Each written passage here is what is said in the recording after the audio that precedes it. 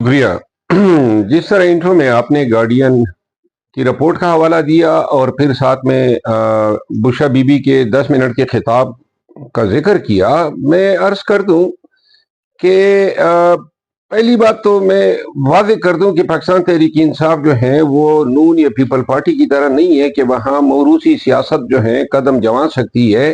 PTI का worker जो है वो पाकिस्तान का सोचता है, किसी खानदान का नहीं सोचता है। और खान के साथ जो अकीदत है उसका हरगिज़ ये मतलब नहीं है कि इसी अकीदत के नाते जो है पाकिस्तान तहरीक इंसाफ का वर्कर जो है वो नस्ली या मौरूसी सियासत को जो है दबाम देगा। पाकिस्तान तहरीक इंसाफ में बुशा बीबी और अलीमा खानम और खान के तमाम आले खाना का किरदार मौजूदा हालात में किसी भी हवाले से सियासी अमल दखल का नहीं है। खान ने बैरिस्टर गौर को जिस वक्त चेयरमैन नामजद किया तो साथ में उन्होंने ये भी वाजे किया था कि मेरे खानदान का कोई फर्द जो है वो पीटीआई की सियासत में या पार्टी की सियासत में ना आएगा, ना कोई किरदार अदा करेगा। और खान ने हमेशा मरूसी सियासत के खिलाफ बात की है। तो कल जिस खिताब का आप जिक्र कर रही हैं, जिसके हवाले से बुशा बीबी के तर्जमान ने तरदीद की है, मिशाल यूसुफजई ने, और अलीमा खानम जो है आपने फरमाया कि जिस अंदाज में उसने, अंदाज तो उनका बड़ा आसान सादा सा था। उन्होंने ये कहा जी कि 24 नवंबर को खान ने एहतजाज की कॉल दी है और ये एहतजाज पहली दफा तो हम नहीं कर रहे। 9 मई के बाद से लेकर आज तक मुसलसल हमारा एहतजाज जारी है। अलबत्ता इसको हतमी एहतजाज कहा गया है और अगर बुशा बीबी की इंटरेक्शन हुई है जिसकी तरदीद उनका ऑफिशियल तर्जमान कर चुका है, इनफरादी सतह पे हो सकती है। अगर खान का कोई बात है, कोई पैगाम है तो उनकी जोजा होने के नाते उसकी बात जो है वो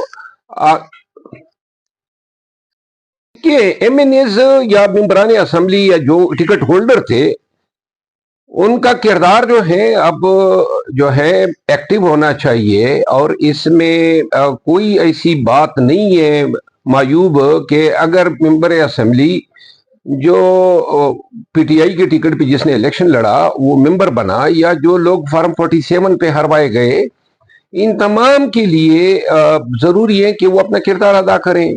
अपने वर्क कारकुनों को, अपने कबीले के लोगों को, अपने रिश्तेदारों को जमा करके इसमें अमली हिस्सा डाले। क्योंकि आज तक के जितने इज्तिमात हुए हैं, माँ सिवाय चंद पब्लिक नुमाइंदों के, बाकी सब जो मेंबरान असेंबली हैं, चाहे सूबाई हो, सेनेटर हो या कौमी असेंबली, उन्होंने वो फाल किरदार अदा नहीं किया है जिनकी तवक्को हो सकती थी। तो लिहाजा अगर इन मेंबरान असेंबली को किसी इनकी तवक्को हो सकती थी, तो लिहाजा अगर इन मेंबरान असेंबली को किसी भी अंदाज में सेंसिटाइज किया जाता है और उनको ये बताया जाता है कि उनकी कारकर्दगी के जांचने का पैमाना इस एहतजाज में उनकी शिरकत और उनकी लाई गई तादाद से जो है मशरूत होगी, तो मेरा ख्याल है कि ये एक जरूरत भी है वक्त की।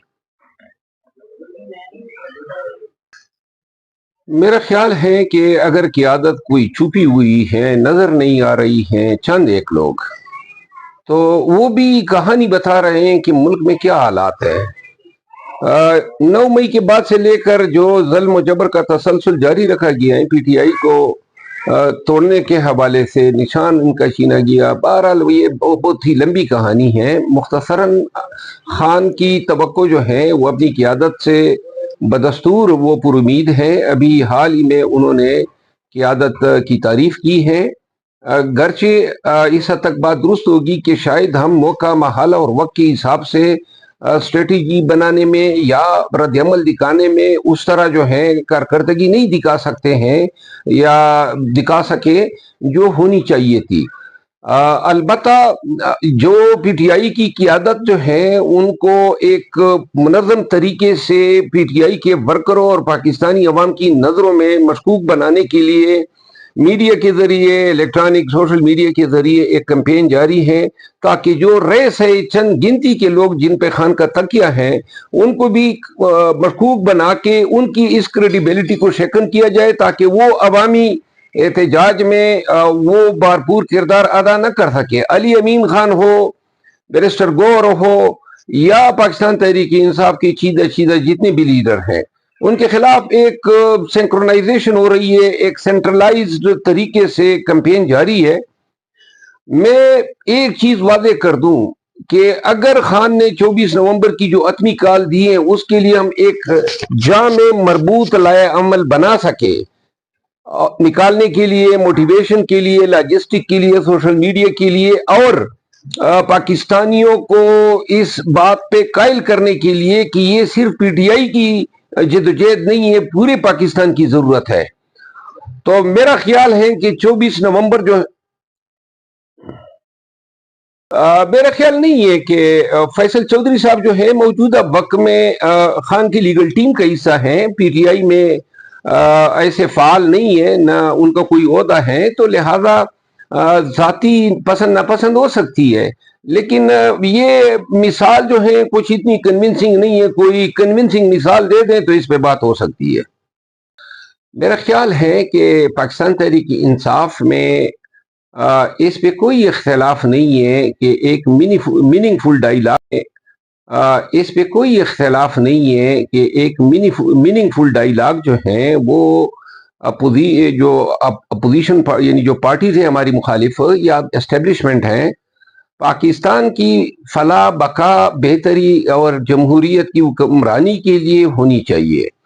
اس پہ کبھی کسی بھی سٹیج پہ پی ٹی آئی نے انکار نہیں کیا ہے، لیکن جس انداز میں ڈائیلاگ کا کہہ کے یا شروع کر کے بعد میں پی ٹی آئی پہ کاری ضرب لگائے جاتے ہیں، اس سے جو ہے اب ڈیفیسٹ ہے، ٹرسٹ کا، اعتماد کا فقدان پیدا ہوا ہے۔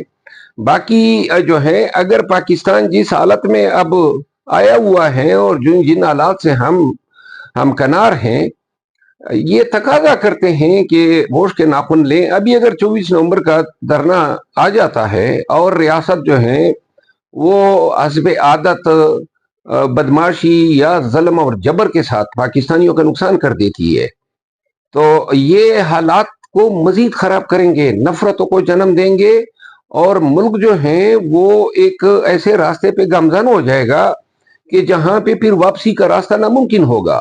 آج بھی یہ ووٹ کے ناخن لیں، یہ انہوں نے خان کو پابند سلاسل رکھا ہے، اس سے کوئی فائدہ ان کو ہو،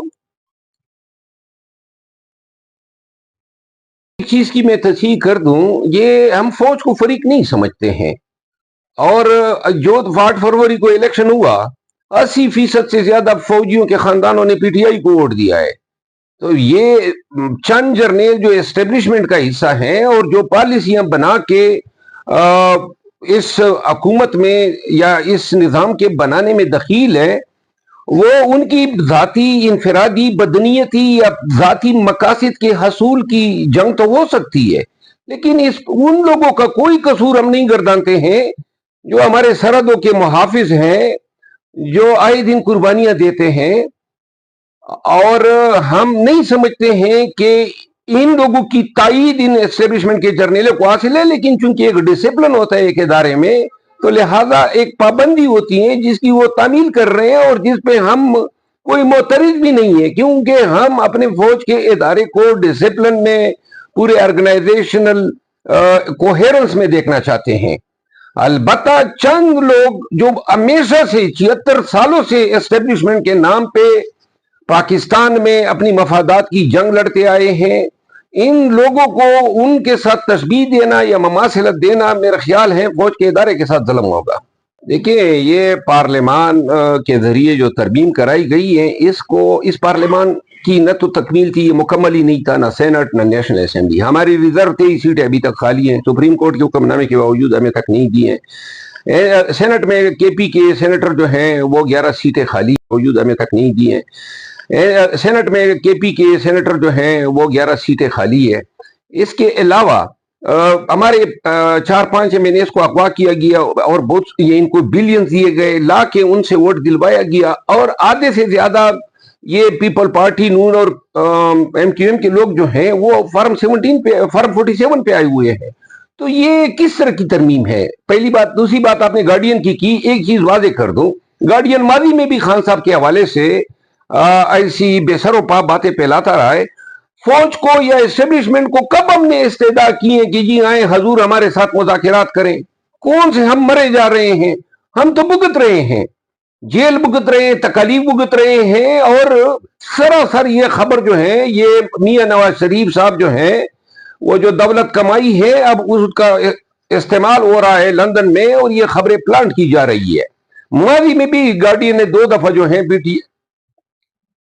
जी बिल्कुल, नवाज शरीफ फौरन इसी पे बोल पड़े और उन्होंने कहा जी कि कौन सी मकबूलियत है? हजूर मकबूलियत तो आपकी थी कि आप कह रहे हैं लोग मेरे गंदे टमाटरों से इस्तेकबाल करते हैं। आए ना पाकिस्तान में खुशबू लगा के, पता चले कि सियासत का जो सियासत का मेराज और मकबूलियत और कबूलियत की मेराज पे कौन पहुंचा हुआ है। बस कबूतरबाजी की हद तक इनकी सियासत महदूद हो गई है।